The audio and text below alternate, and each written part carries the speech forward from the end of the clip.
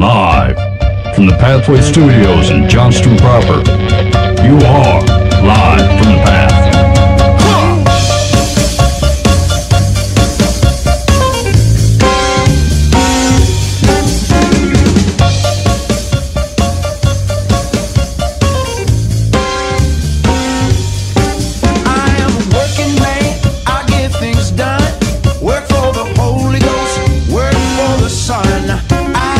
You're listening to Live from the Path. We're coming from the Pathway Studios. Did I say passed away? I'm trying to figure that out. What did you say? I mean, that's rough times. We're in the Pathway Studios here in Johnston proper. It's going to be with you on this Monday. Hope it's going well for you. So I went to a funeral this week. Ooh. Well, I was a funeral. I went to the visitation. I mean, it was like my wife's grandpa's brother, right? So it's a little far removed, so whatever. Okay. So we went to the visitation and whatnot, and like it was a fairly new church, and I was snooping around the place, and I found out that they are on propane. Like the two things struck me when I drove in this church. One, the driveway's got to be 1/4 mile long, and there's both an entrance and an exit, right? And so I thought there got to be a couple $100,000 worth of concrete here. And then secondly, they on propane. Is that the new one they built outside of Altoona? Yeah, in the county. You know, in between Altoona and Pleasant Hill. Yeah, okay. Yeah, so they on propane. They heat the place with propane. Huh. And I heat my house with propane. I have no idea how they afford this. You know what I'm saying? Like, I thought, you know, if these were the options and we had to dish out the Lord's money, I think, you know, maybe we should do fireplaces or something. Like, it's got to... like wood burning? It's just got to cost them a truckload of money to run propane in that church. I mean, it's okay. It's not like it's sinful or anything, but I just thought, I'm like, man, I mean, there's 2 500-gallon tanks sitting back there, and I bet they got to fill those every couple months. Maybe the propane man goes to their church and he just brings it. He steals it from his own company. Yeah, so that's what I was getting at, yeah. Yeah, a good Christian man who thieves propane from his employer. Good, Dan. I mean, what if he owns the propane company? I mean, that'd be different. Yeah, that's what I was getting at. But I mean, there's tithing, and then there's, say, $2,000 every couple of weeks for a guy that runs a propane business. I think that might be a little bit above your income level. All right. Anyway, that's a lot of grills. Hey, have you guys ever had to file an amended tax return? No, but I got audited by the IRS this year, and I apparently 4 years ago, I claimed $5,000 less income than what I should have. Oh, ouch. Now it was an even $5,000, so I assume that I fat fingered it and was not unintentionally trying to defraud the IRS. Yeah. Or here's what I think: there's two options: either I fat fingered it and didn't notice, or two, I'm playing with the TurboTax just to see what impact it would be. Like, hey, if I made $5,000 less, what would I, you know? Yeah, I've done that. Or more, what would I get? Yeah. And so, and I always like start my tax return, you know, January 10th when I have no information to put in there. I'm just kind of guessing at figures or looking at my December 15th paycheck or whatever. And then I got to hope I go back and remember to change everything I was supposed to. Oh, no. So, anyway, that's kind of funny because I do the exact same thing. Yeah. Like, as soon as TurboTax has a legit, you know, copy available, I'm like, let's get this started. Yeah. You know, and I'll fire a bunch of things, and then I'll forget. And that's what happened to me this year. I forgot. They sent me, like, and it was like halfway through February. My wife had gone on a missions trip, and apparently they're a 501(c)(3) company. And so they send me this tax sheet that says, hey, you donated. I mean, it was thousands of dollars for this thing, you know? And, like, I'm like, man, this is legit claimable whatever tax deduction. Yeah. And I had already filed my taxes. I had it done 10th of February. It was gone. I thought, crap, I'm going to have to file an amendment. Like, I mean, they owe me legit money back. Yeah. And so, yeah, it was weird. I've never had to do it before. And you got to mail it in. It's totally caveman. Like, if you get it right the first time, you can electronic everything. But as soon as you start doing amendments, they want to see paper and pen. Actually, so when it came to, they sent me the notice and said, hey, you owe, we think you made an extra $5,000, even $5,000, and you owe us an extra $800. And I thought, okay, yeah, that seems legit. And so they said, look, you can set up a payment plan. What was it? You can set up first of all, you have to respond to the notice. If you don't respond, we assume that you agree. And I thought, well, it's cheaper and takes me a lot less time just to not respond and assume that I agree, because I do agree. Yeah. And so then I go online about a month later, and I thought, I'll just pay this thing. I'll just pay off because I'd gotten my tax return. Yeah. So I thought, yeah, I'll just pay it right back at them, no problems. I go in there, and they're like, you owe $0 for taxes. I'm like, what? I want to pay I want to pay this 800 bones I owe. And for the life of me, I can't get them to reflect that I actually owe them $800.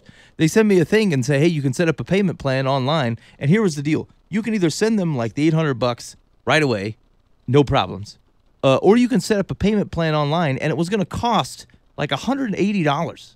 So you have penalties every month and everything. Well, right, but like, no, that's the cost of setting up the payment plan. Oh. Like, it was irrelevant to, like, the interest. There's like an origination fee. Yeah, and it was an out. I said, like, don't you want me to set up the payment plan? And most people are, like, offering discounts for setting stuff up online so you don't call in. And, like, if you call in, it's, like, also it costs money. The only way that they won't charge you to set up a payment plan, which is what I assume most people have to do. Yeah. Like, you got a tax problem. I only have $800 because they just sent me $800. Yeah. Otherwise, I would have to do the payment plan. And I thought, like, this is egregious. I'm trying to make good on my tax money in a short amount of time, and you like it wasn't even a fee; it was just a flat out charge for setting up online. You should write them a critique. They like that. Yeah, you feel like they're going to take interest to it. Yeah, Go all the way to the top. Yeah, they'll open it right up, and then Trump gonna find out about it. He's like, "This is ridiculous." Yeah, I heard Ben's having this problem. Yeah. Anyway, so I'm still sitting on it. It's like I have $800 stashed back, waiting for them time to acknowledge that I agreed to this thing, just so I can pay it. Now, weren't we just talking about before the show started? Like, sometimes you just got to do the thing. Why don't you just respond to the notice? So it's too late. I had 60 days to respond. Why but you didn't? Because they said they would assume that I agreed to it. And Yeah, I thought, they kind of gave you an out. yeah, I agree to it. Yeah, Great. but I mean, was there a way to respond on the thing and send it back? Say, yeah, I understand this. You yeah, just didn't. But they said if I didn't respond, I agreed. They shouldn't have said that. They should have said, look, you got to tell us or we're going to take you to court. And I was fine. Okay, I'll respond directly. But they said, look, we're going to assume you agree to it if we don't hear from you by X date. I thought, fantastic. I just won't respond. I agree. And then the day after, I thought I'll log on and pay it. Great. And it's just not, now it's just sitting out there. You should have responded to him. I mean, I've learned my lesson next time, I guess. That's like your grandma writing you a letter and be like, Ben, if I don't hear from you, I'm going to assume you love me. And then you're like, good, I'm glad I don't have to write grandma. Yeah, you're I'm right. not going to tell her nothing. You're right. Apples to apples. That's the exact same. Yeah, it is. Same problem. You're a heartless dementor. The grandma says, you know, I could be dead. Yeah. Yes. So last month I paid my house payment, and like, you know, it's due the 1st, and like on the whatever the 16th or something is when it's, or 18th, whatever it is when it's like late and you get a fee. And I'm watching my bank account, and I'm like, man, I have a lot of money. You know, this is really weird. And I'm looking at stuff thinking, well, they never took my money out, right? Because I always paid online. Yeah. And so then I thought, okay, now we're getting close enough. Well, I got online, and it's like, yep, there's the payment. And they said, well, there's the reversal. I'm like, what?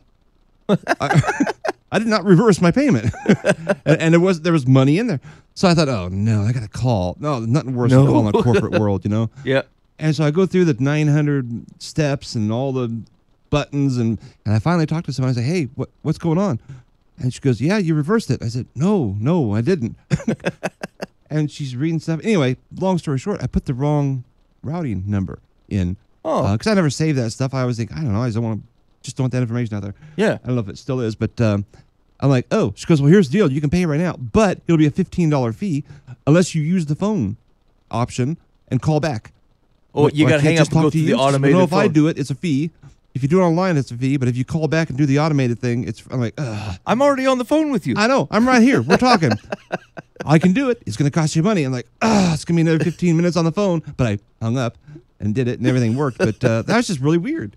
There's some very weird setups in the world like that. Our mission, our adoption agency or whatever, it's a 3% charge if you pay them by credit card online. Yeah.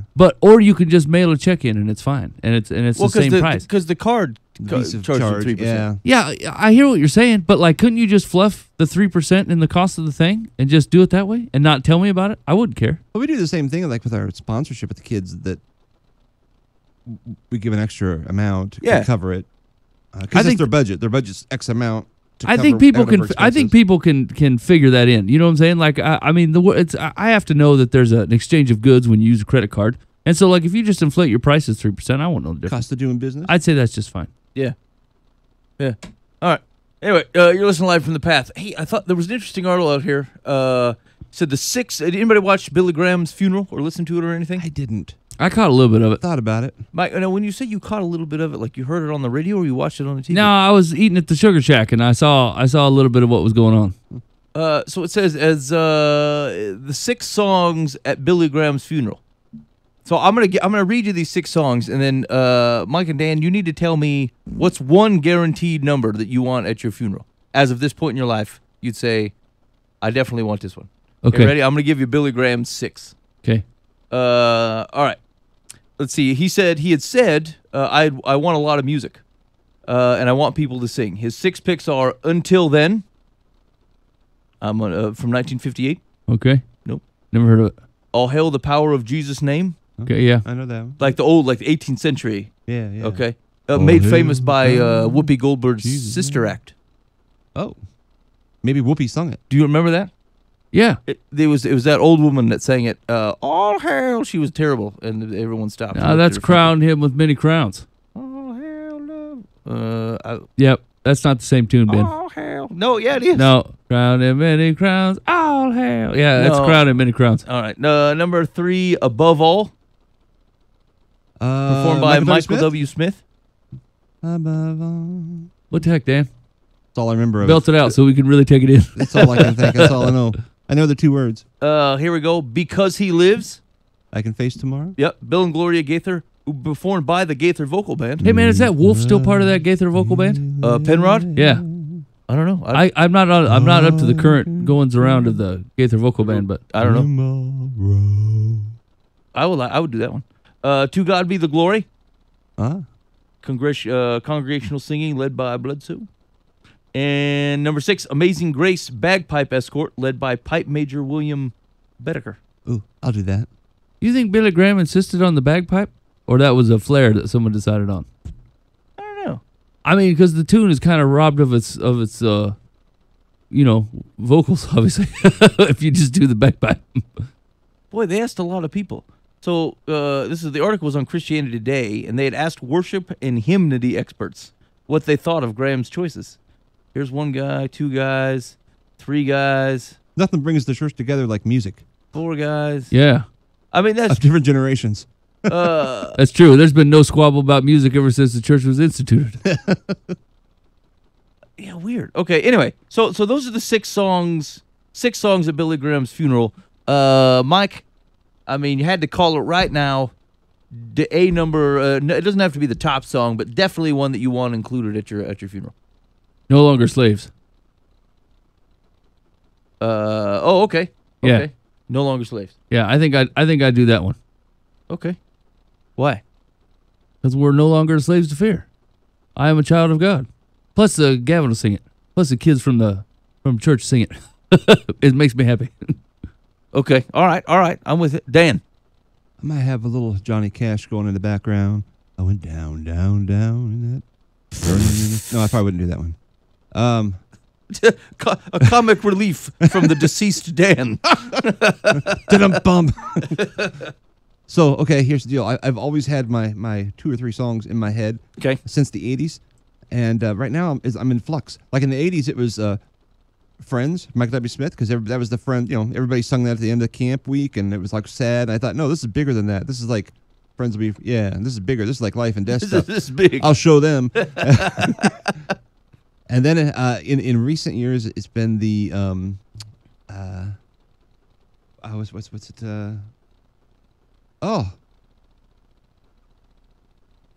Yeah, see, that's how prepared I am to die right now. I am not ready for death. We will rise. What is it? I will rise. I will rise. But see, the problem is, I come up with this great idea, then everybody runs it into the ground. Then I'm like, now I can't do that. Yeah, you're gonna be cliched, Dan. Yeah, That's the so now I'm problem. like in flux. I don't know what my current. I wonder what the Apostle Paul would say to that question.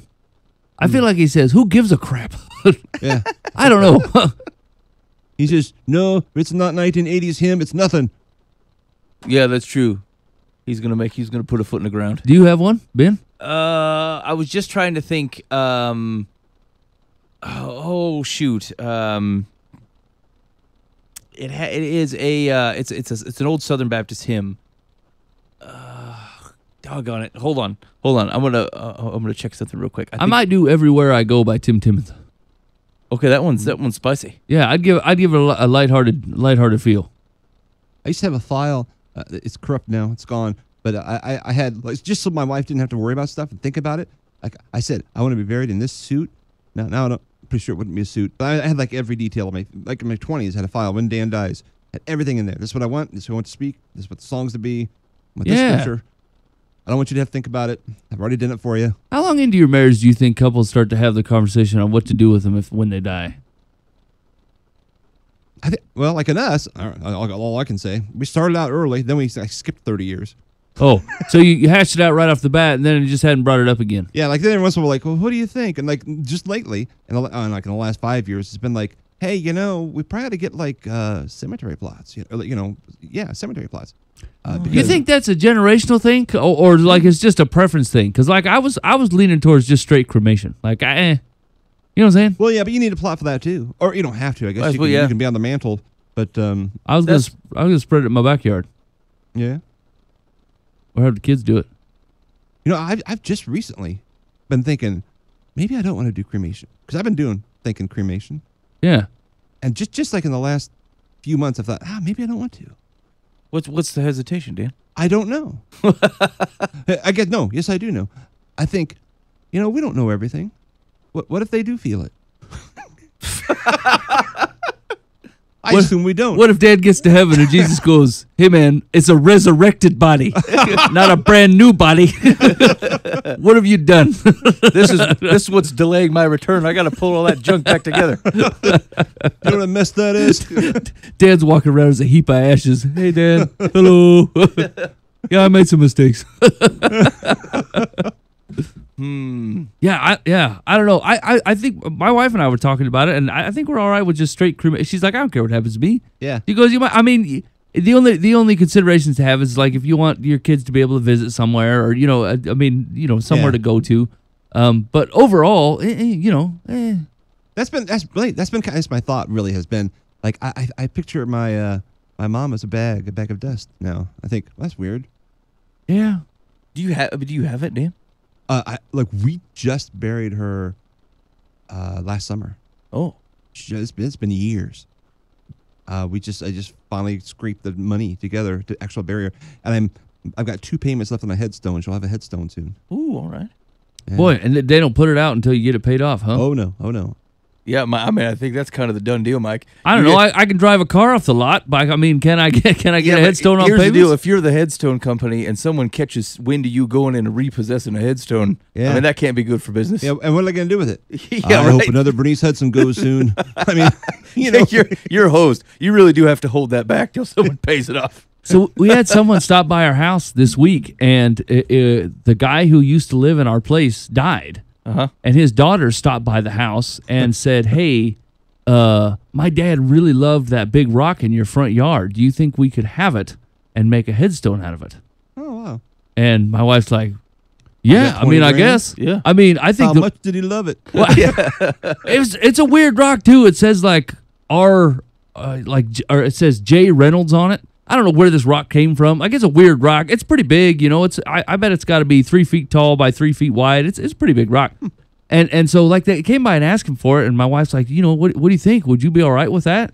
She goes, basically my thought is like, I think it's a cool rock, but it's obviously way more important to them than it is to me. It's just a rock, And so I think we're going to let them have it. They'll come by, and I don't know how they machined down that rock to make a sweet headstone or whatever, but I guess the guy really loved it. So we're going to hand it over.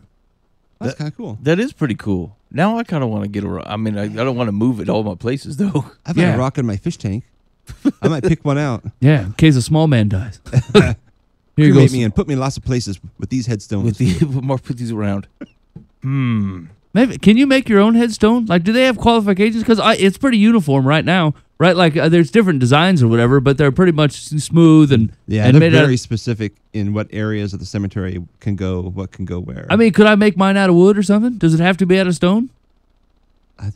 It doesn't match the phrase headstone if you make it out of wood, Mike. I mean, you can't put a head birch in there. I'm just saying, is it one of those things that everyone just accepts when I'm like, hey man, I could wood burn a pretty sweet headstone for myself instead of having to pay all this money for it. Can I build a wood shack over my remains? I think if you're cremated and in the backyard, you can do what you want, but in an actual cemetery, that they're very, very detailed instructions. It'd be interesting to talk to, like all the different. Because the people will do like monuments, right? Like you could do big statues and such of people, and so like it does make you wonder what are the criteria. You know what'd be interesting is to do a statue, but have them put you in it, like a suit of armor type of action. like they pour concrete over your carcass? Yeah. Like, don't cremate me and dump me in this hollow statue. Like, I want to be in the statue, and then, if it were ever to break or fall, whatever, my remains would fall out. I think I like that. Yeah, that's kind of hip. But have the statue sitting down, Abe Lincoln style. Can I make it 20 pounds lighter? Yeah. Yeah, you can shave off a little, sure. Give me some abs. That'd be awesome. I mean, do you think you'd have a hard time finding a guy that'd be willing to do that? To like cast concrete over a human body? I mean, the mafia does it all the time. I feel like we should be able to find somebody willing to do this How about thing. a bronze statue? Yeah. Yeah. It's a probably delicate subject for people. And maybe it's not to be made light of. But I just wonder if it's like one of those things that people only have to deal with it so many times in their life that you just accept the standard wheel that's there. Yeah, right? I would think so. Like when someone dies, like you have this concept of you get run through a process, right? Like you don't have a command over this thing. Like you might make a few decisions. Yeah. People are like presenting you things, and other people are kind of like moving you through because you don't know how to do it. Which means that most things will look and feel the same simply because no one stops and says, "Hey, I want to do this differently." Yeah. Yeah. Which makes it makes sense on a certain level. You don't need to be an expert in funerals. There's no reason to. And for the most part, you want to make it as painless as possible, which means you're going to run them through what you know to be easy, as far as like how to go about the processes. But you're right; they're not offering the deluxe option and say, "Did you want the bronze cast?" I mean, we're picky about everything else in this world, right? Like we won't put up with nothing. We got 5 different ways to order a cup of coffee. People are super picky when it comes to the houses they're buying. But like at the process of death, which is obviously you're trying to handle grief and a bunch of these, administrative stuff going on at the, you're just like, yeah, okay, fine. Just show me the 5 choices. I'll pick one of them. We'll move on, right? Yeah. But like, there's no other area of American society that we put up with that. The fast food restaurants are just, we demand 85 items be ready in under a minute and a half. And if it doesn't, by golly, we'll go to the Arby's and we can put up with this. But not in the funeral department. We just kind of like, we'll accept it and then and move on. It's odd to me that it hasn't caught on where people start, saying, hey, look, we're going to make our own headstones out of, degraded beetle shells. I don't know. People are weird like that. Did you see the atheists are trying to actually make them remove all the cross tombstones like in Arlington? No. Yeah, like actually remove it. It's like in process, some court thing right now. And I thought, that's a lot. That's even like here in Iowa, the Veterans Memorial. Well, yeah. My dad's got a cross thing. It's because they're assuming these people were Christian because it's a cross. Like, oh. No, wait, no, my dad doesn't have a cross now. They have changed it. But a lot of them have crosses on it. I just like, here's what I don't understand. I feel like they're like, it's just childish behavior. Yeah. Right. If it doesn't mean anything to you, then it doesn't mean anything to you. I just like, I don't understand. There's people who weren't Christians who have symbols. Take a Freemason, for example, right? Like whatever it is, like people have got symbolism on their headstones. And like, I just, you've invested a lot. Like the cross means something to me, but I don't know what it means. It matters to you. Yeah. That's interesting. All right. Okay. So that's it. Oh wait, did I say one? No. So here's what I had in my head was softly and tenderly. Oh. Except for it. It doesn't have much of a death vibe. It's more for a call to repentance. Come on. And I don't know if that implies anything about me upon my demise. But Jesus is. I don't know. Yeah, it could frighten everybody. You sinner, just call them all of us home. That part, like, I like that part. Yeah. So yeah, I'd like to do that one. All right.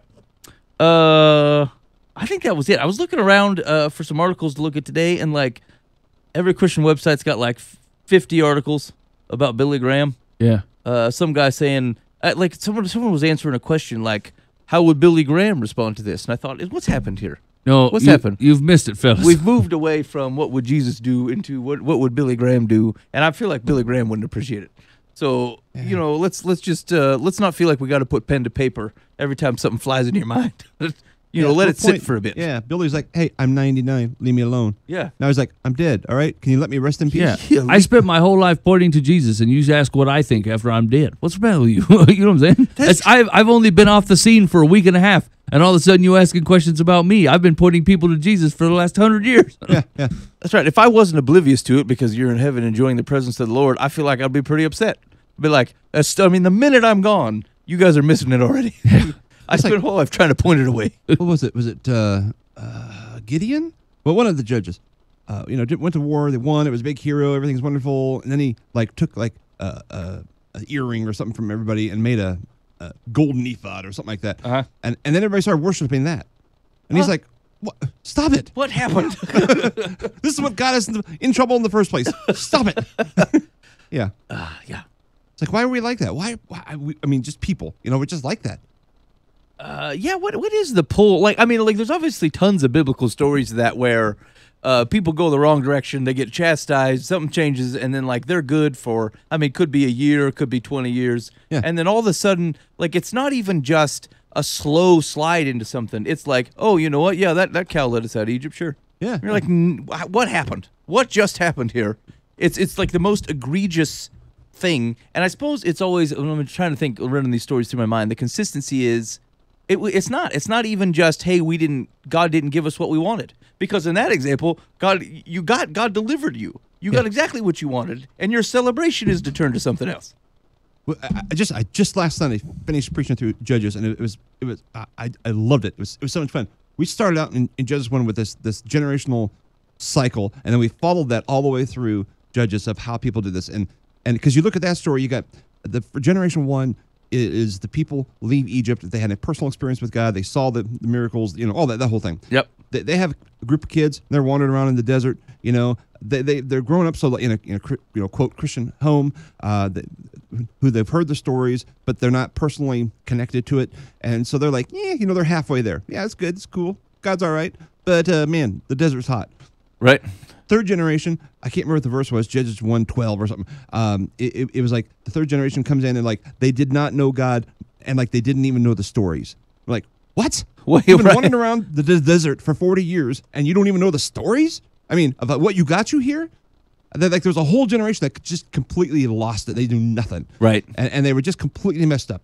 And this is after, like, they got into the promised land, and it took 3 generations to completely wipe out any memory of God. And then that cycle's repeated over and over and over through Judges. Of the next generation diminishes a little bit, and the next generation is like, who? What? Yeah. Right. We love the Baal. Like, what? What happened? Yeah. Insane. Yeah. Boy, we're such a, we're fickle-minded. Nothing persists for very long. Like, I mean, I suppose that's true. I recognize in my own life, right? Like, my resolve is 3 weeks max. Yeah. Like, if I can do something for 3 weeks, I mean, that is fantastic. I'm on a roll. But I will never again do whatever. Well, I did it today. Well, there it goes. Hey, look, an ephod. I love that ephod. That's really fantastic. The more I look at that thing, the more I think it's awesome. Maybe I should give up my allegiance. I think, right. I renounce the one true God, and I say that ephod led me out of Egypt. Do you think it would be wrong to credit that ephod with a bunch of stuff? No, I think that'd be fine. I think it would be just fine. Yeah. Yeah, right. Like, the whole thing sounds like a bunch of redneck plotting points. I think that'll work. Do you think religions that have that are willing to deal with like statues and whatever, like that they have an easier time with this? Because like it seems like the people of God, they tend to move to visual items that they can take in or hold or move around. Like every time that they leave from God, they always want to, have something to signify it. Like the golden calf, we got to have something to worship. Got to make it something. They didn't just say, "Hey, let's worship this. Let's worship something else." Like they created something to worship and then worshipped it. And so, like, do you think it's the lack of God and his idolatry that says, "Look, you can't no worshiping idols or statues or whatever"? And we're like, "Well, fine, and we'll bail on an invisible God as soon as we find something visually to deal with." Do the Buddhists have the same problem? Because you can get a Buddha statue and hang out with it all the time. There's freaking Buddhas everywhere. I mean, you can't order some Kung Pao chicken without a Buddha looking at you. True. So actually, you know what? I mean, maybe one of the things is because this actually has come up. Last week we were talking about spiritual gifts or spiritual disciplines and stuff. And like one of the disconnects that I think we tend to run is the disconnect between a physical reality and spiritual reality. Like to a certain extent, we've heightened a spiritual reality and said that the body is just something that gets in the way of that, as opposed to the body being, frankly, the only way of which it can be expressed in the here and now. your spirituality. And what Christianity, without doing that with your body itself, Christianity does not have an external idol to otherwise look at. And so, like, you lack a physical thing. And so that is, I suppose, the thing is people are constantly looking for something physical that feels, I don't know if it feels real or like it's sitting in the world, which God has designed us to be the physical thing. Like communally, like we are the expression of Christianity. We are the expression of the true God. We are the kingdom of priests who otherwise act as the mediators to a world that needs them. Like we're it, actually. And as opposed to looking at each other and being, encouraged, we still find ourselves, well, maybe it's because we're doing such a crappy job, but like we find ourselves, I think, reaching for other things to otherwise demonstrate a physical presence of God in the world, when it's a mirror, really. Like that should have been us. And so maybe that's part of the big gap, right? Like is where we stink at that.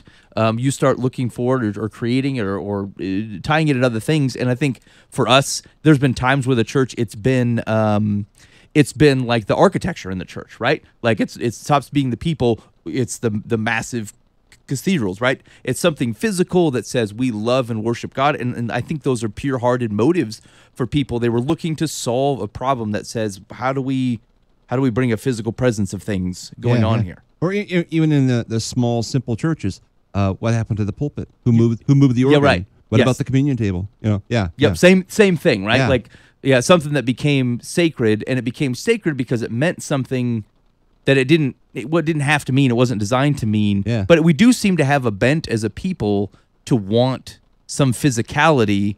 And it's pretty consistent that God just, like, he's not ever really created, like, the temple existed. And he was pretty specific on the inners of the tabernacle. Yeah, that's true. But, like, I suppose that it's clear that, like, at the time of Jesus, whereas the followers of the kingdom they are now the new temple with the Holy Spirit indwelling in you, like, we are struggling with that fierce. And I suppose, like, a lot where, let's see, they were having these problems. I was thinking back, did they have the temple when all these things occurred? They didn't when they made the golden calf, but they were cut shy. The Ten Commandments would have been there if they just waited it out and would have solved that problem, or at least filled the thing. But some of the other times, I think it was there. It was available. I don't know. Like, it's sort of just a half-cocked idea. But it does feel like that's kind of what there's a search for a physicality of our belief system. And there people were trying to create it in absence of recognizing that it is the community around you. Is there something more to that? Like when you read that story about when the Ten Commandments were given out and they come up with this golden calf plan, like it sounds completely ridiculous from our perspective. Is there some cultural references there or something that would make more sense? Because they literally said, well, they got us here. Moses he's been gone forever, and I don't know if he's coming back down off that thing. Well, and so we should just fashion this cow. There, I mean, they went back to an Egyptian god. So like it was a golden calf that represented an Egyptian god that they already knew about. Like it's not like they were practicing Israelites when they were under like a random. Hey, how about a cow? That's how the story reads to me. Yeah. American white man. I'm like, so wait a minute, they couldn't come up with nothing, and then they found some talented dude that could whoop this gold cow in together. Aaron. I mean, it was Aaron. That's what I'm saying. It's like I didn't know Aaron was a skilled metal man. Like I mean, it has to look enough. Like I mean, would they be less likely to worship a poorly done cow? You know what I'm saying? Like if it was out of proportion or it didn't look very good. And plus, I mean, I bet that had to take a couple days. It's not like he just had one up and running in 5 minutes. He had to get a super hot fire and melt his gold down, get a mold ready, or I don't know how they did it. It's pretty impressive actually for a mobile rig. I mean, Moses was only up there for 40 days. So, I mean, if I tried to commission a golden cow statue today, I doubt it would be done within 40 days. Yeah. It's weird, though. Like, that whole behavior is weird because why would you point back to an Egyptian god? You were a slave in Egypt. Yeah, but that's what I'm saying. Yeah. It's all they ever knew. It's not like they were following the God of the Bible, right? Like during their Egyptian slave times. Right, like they were exposed to Egyptian gods. They were generationally. No, removed. That's not true. Because remember the first thing they asked Pharaoh. The whole thing that started it was they weren't asking to be freed. They said, "Let us go worship God." That's what they asked for. That's probably true. Right. So like, had Pharaoh granted this, like they never would have left if he would just let them go worship like they asked. It became a problem because he said, "No, I will not let you go worship your God." Clamp down on that. and then that became a significant problem. That would be odd, though, because, right, like, how many generations away from Joseph were they?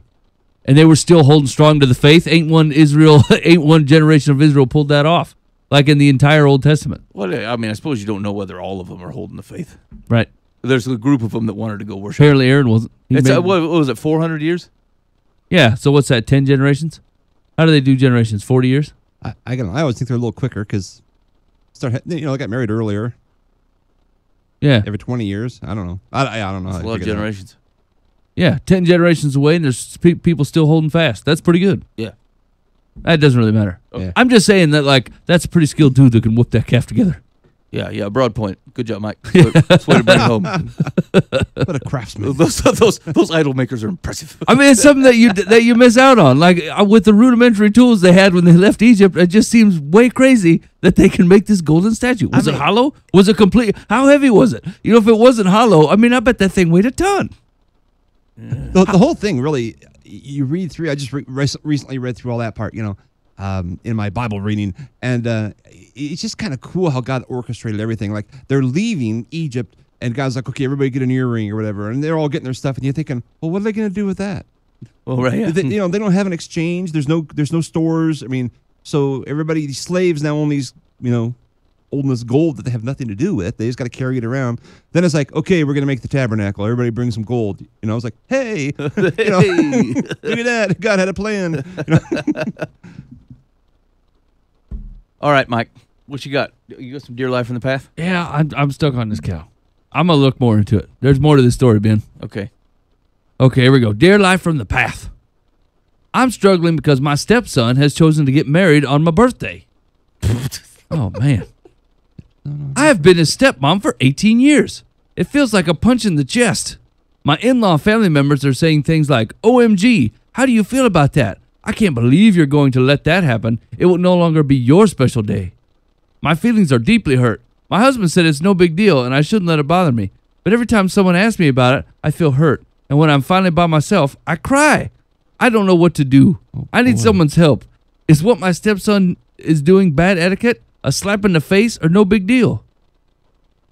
Maybe that's the day the venue is open. Yeah, I mean... No, she nailed it. I need help. Yes, you do. Yeah. Yes. No, it is no... if I have to vote with the three things you gave, that is no big deal. You are significantly overreacting. Yes. It will no longer be your special It day. is not... Listen here. You were not the only person born on that day. It's you already and the not your special day. 300,000 other people that are born on that day. Hey, I want you to sit down. There may be someone else with your first name, too. Probably first and last name. Yeah. There's a Brianna Smith celebrating right now, same age as you, staking all your glory from England, where Sussex should be celebrating you all the day. You're That's- so selfish. I can barely muster up enough energy.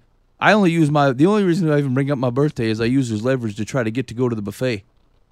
But I mean, past that, I just, it just doesn't even occur to me. That's just sad. Yeah. Here's the thing: is like just by the way that you describe the problem, I don't know that us giving you answers is going to help. No. You've gotten to this point. Therapy? I have been his stepmom for 18 years. It feels like a punch in the chest. It really does it really feel like that? Because I mean, I feel like it doesn't at all. Yeah. I just no, that's not a problem. You're significantly overreacting, and I don't know who your friends are or whatever who keep asking you about this, but they are also overreacting. Like the stepson chose the date anyway. You know his wife picked the date. He's just he's the monkey man in this equation. You got to hold it like it's some kind of personal grudge trying to steal your birthday thunder. Yeah, what is it that you expect to go on your birthday? I don't know, but if someone else is celebrating their good fortune on the same day, I mean, Maybe she does an annual golden cow. yeah, maybe this marriage is the golden cow of the situation. She's doing the good thing with the day, and the stepson is making a golden cow to steal all the glory. This is the most ridiculous thing I've ever heard, Ben. Yeah, no, yeah. She just, you're significantly overreacting. I Okay. have no other comment. Here's Secular's advice. That your stepson would be married on your birthday isn't a slap in the face. It's a compliment. Okay, yeah, it's not that either. He doesn't even know your birthday. That's correct. Wow. I mean, maybe birthdays are weighted heavier on the coasts. I don't know.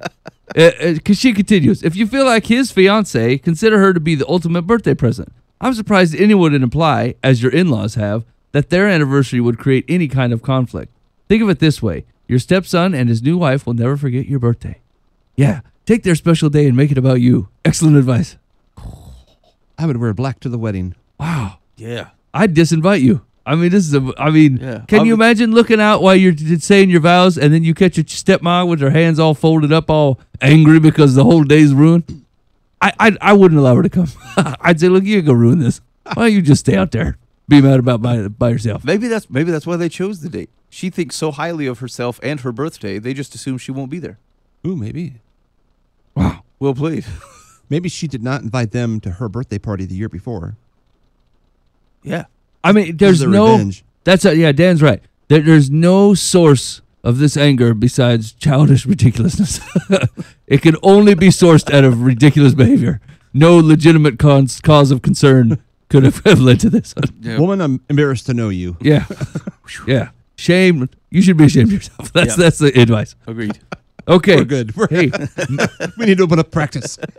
that's good. This is going to test our mettle here. Man offers advice to women dating sites. This will be great. Okay, good. Dear Live from the Path, as a single man, I have been on a few dating websites, and I'd like to say something to the women I have encountered.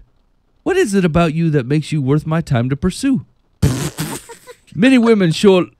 Hold on, this suave gentleman's picking up the ladies with the I'm fork. liking this so far, though. Yeah, I hear you just want to rake them out. There you go. What is it about you that makes you worth my time to pursue? Many women show a lot of pictures, but reveal very little about themselves. Ooh. Then some of them say in their last sentence that they want more than 10 words to say hello. These women seem well educated, but unable to write more than a short paragraph about who they are. Ladies, if you want more than a hi or hello, write something about yourselves beyond your likes and dislikes. Describe who you are, what your hopes and dreams are, and I say something that I, as a man, would respond to in my introduction. If you did, it would help me to determine whether I should pursue you. You use language that repels women. So you say you're single. Yeah. Yeah. I mean, yeah, he might have a solid point, right? Like if you're looking for a high quality husband and you take a bunch of pictures of you leaning down on stuff so everyone can see your goodies, you're probably not going to catch that, or you're using the wrong bait, right? But a man that uses the word pursue, hopes, dreams, I mean, just the way he's writing, it just sounds like a turd. That's all. He's creeping me out just a bit. Yeah. I mean, I don't know. And I've not done the online dating, so I mean, I can't speak to it from experience. But I feel like I would, if someone wrote some healthy paragraphs about themselves, I feel like I would pass on. Like I would just walk it by and say, you know, this seems a little too involved for me. Yeah. I don't want to do all this over the net. Yeah, listen, man. I mean, dudes used to have some stones back in the day where you went up and asked a woman out that you didn't know, and knowing that full well she could reject you, and then you take her out for a meal, and then you ask her about her life and you get to know her, right? And you're asking that she divulge all that information at once to every stranger that comes on the site.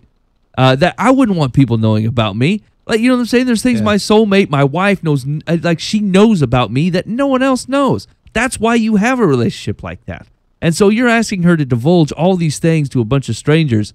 That's stupid. That's dumb. No. That's a good point. She's not going to do that. Right? You've not earned it. The price of her inner thoughts is not the login for the dating website. Yeah. It's gonna take a little bit more effort than that. If you want to know it, you go ahead and pursue it. Yeah, that's what being a man is, dude. Greg, or whatever your stupid name is, the way you can't pursue ladies in a reasonable fashion. I'm Greg. Tell me everything I want to know. Then I might be interested. Okay, Greg. Nobody wants to talk to you. You're going to act that way. Okay, secular's advice. You make a valid point. I'll be sure to reread your letter if I ever need to join a dating site. And so, I am sure will my, sisters out there. Thanks for the heads up. Wow. Oh. Wow. Boy, we're 0 for 2 on agreeing with secular today. See, I don't know though. See, I was originally with secular, but you guys convinced me. It's been flipped. I've been flipped. Can you imagine I if was you... like, yeah, woman. Yeah, give it away. You've met the majority of men out there, right? Would you like them reading about the hopes, dreams, and aspirations of your daughter on the net? No. Of all the dudes, Yeah, right. right? You're like, hey, I know, guys. They'll use that against them. that's exactly right. I know your favorite flower. Now will you go to bed with me? Yeah, done. No. No. Yeah. Yeah, no, he's got to work for that. Sorry, Greg. Put the cowboy hat on and act like a real man. You're gonna get rejected. You're gonna ask questions. You're gonna date 5 women You take them all out everywhere, one a week, and you're going to get rejected by 4 out of 5, but you're going to get to know them, and then you're either going to call it yeah or no. That's what dating is. It's a tough bird. I would hate to date. I do not, man. I hated dating a long time ago. I would hate it more now. Oh, it'd be a disaster. I can't imagine. Actually, my wife and I were talking about that the other day. I would be so irritated if I ever got remarried, because I feel like this woman would come in and be like, hey, we should change fabric softener. No, that's the fabric softener we use. This is what we use. Where do we keep the bowls? Don't you think the bowls would be better up here? No. That's why the bowls are where they're at. I can't take all this. You know what I'm saying? She'd come in and try to, she'd want to live a legit life and make a house a home and do what normal people do. But I'm like, all these things have been predetermined as all right by me and my first wife. That's right. We've sorted this out. And you coming in and being like, hey, this is no good, or we should get a new dog, or I don't like the color of the house. Yeah. Well, who are you?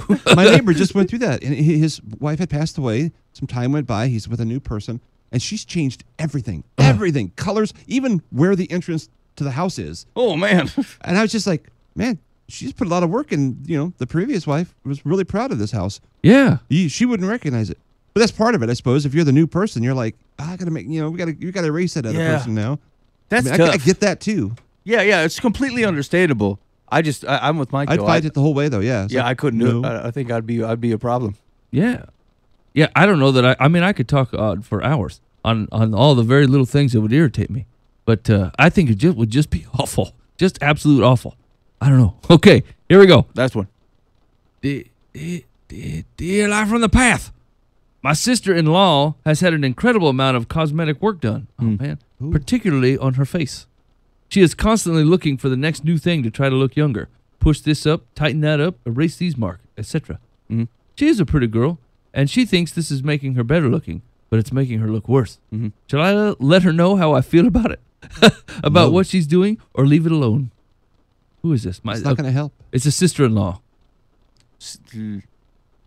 I mean, I sympathize with what you're saying. I don't know where people lost the concept of like, hey, that don't look like, that's not natural. Yeah. You cannot be the age that you are. No one, like, that doesn't, people aren't amazed. They're suspicious. Yeah. It's got to be like a mental, like I make the anorexia thing. It's like, oh, I'm so fat. It's like, no, you're 30 pounds underweight. That's right. Yeah. But they really honestly see something differently. There has to be the same thing with this. Yeah. And it tends to be a reflection. There's like a self-confidence issue there. Yeah. And so like I get it. But she's not going to hear it. She's probably not going to hear it in the way that you want to say it. Like, so like whatever the underlying issue is, if there's any way that you can help with that self-esteem stuff and, reminding them that they are valued and loved, who they are and that kind of stuff, I think that will go a long way. But I think not based on physical. Yeah, that's right. Yeah, that's right. I think the straight up criticism though is probably not going to be taken well or have the impact that you want. No. I would deliver the straight up criticism. I disagree completely. Let's say Ben showed up in here wearing a toupee, and I said, "What the hell is that, Ben? Why? That looks terrible." I mean, do I love Ben or not? Yes, I do. He looks terrible in that toupee, and I'm going to tell him so. So other people don't criticize him behind his back. I feel like you'd say it. I feel like you just say, "Hey, look, man, I can tell you're definitely wearing a toupee. It looks really dumb." Yeah. So two things though is like, one, our relationship sustains that. Two, I don't know if I would come in here in a toupee, right? Like, what does that have to do with it? Let's say that you did, or let's say you had some work done. At what point does someone tell Michael Jackson, "You're white and you don't have a nose"? You look goofy. Yeah. No. I got one more to go. No, I do not. Yeah. I'm getting to where I'm trying to be. Yeah. I'm in the process. See it. They just don't see it. Yeah. Well, I mean, that doesn't put you in the business of lying to them. I mean, I hear what you're saying, but the point is not whether what you're saying is true; it's whether it's effective. Yeah. Right. So, like, if you want to be effective, if you want to influence the behavior, I think there's better ways of doing it. I think you're going to be wasting your breath and not making any progress by going about it how you want. Yeah, so, but I mean, I waste my breath telling the truth to people all the time, and it's not effective. Doesn't mean that I stop doing it. I do it when I tell them about Jesus all the time, and they completely patently ignore me. Doesn't mean I give up. Just keep having at it. Yeah, I mean, I hear what you're saying. I think there are, you're treating it as if going for the underlying problem is somehow not true. It's not a false thing. It's the actual thing. Okay, so you're beating about the peripherals. So instead of saying, Ben, look, I see that you've worn that toupee. It makes you look stupid or like a woolly mammoth. I think this is a huge mistake. You come in with a toupee, and I say, Ben, how's your self-esteem? No, you say, Ben. How do you view yourself? Ben, you are a strong, bold man. The world can't wait for your light to shine. Yeah, you've made a golden calf out of the top of your head, and it makes me sick. Yeah, I mean, you can be right and ineffective all you want. If that's the parade you want to be the lead master of. Yeah, I mean, yeah. I was so right and did not positively impact the situation at all. Done. I'm saying that like your alternative is some magical other way of doing it, which I don't see. What do you mean? You spend quality time with people and help them build up their self-confidence. No, that doesn't work. It just doesn't happen. You just need to tell them. I think it's not apples to apples to compare that and people receiving the gospel. Listen, my experience with this world is obviously true for everyone. All right, let's see what secular says. Secular says, what your sister-in-law does with her face and her body is her business, just as what you are doing or not doing with yours is your choice.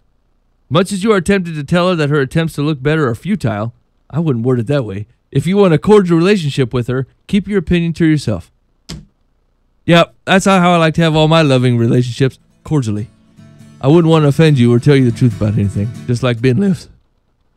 What? That was not what I'm saying. Yeah, you throwing shade my way. Whoa, sweet Moses. Things are fine. You throwing me the shade for trying to tell the truth to people. You want to soft shoe it and be like, hey, I guess that looks fine. You look like a little Tykes car. And no one can notice that you had this work done. Your face is a toupee. You're listening to Live from the Path. Thanks for hanging out with us this week. Hey, either you don't listen to the show or nobody has any interaction with spiritual disciplines, which means you're in the same boat as me, and we're coming after it together, boys. Maybe in the next couple weeks I'll follow up. We're going to put some direction on this thing.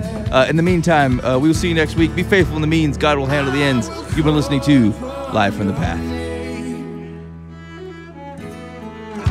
And keep my eyes above the waves. When oceans rise, my soul will rest.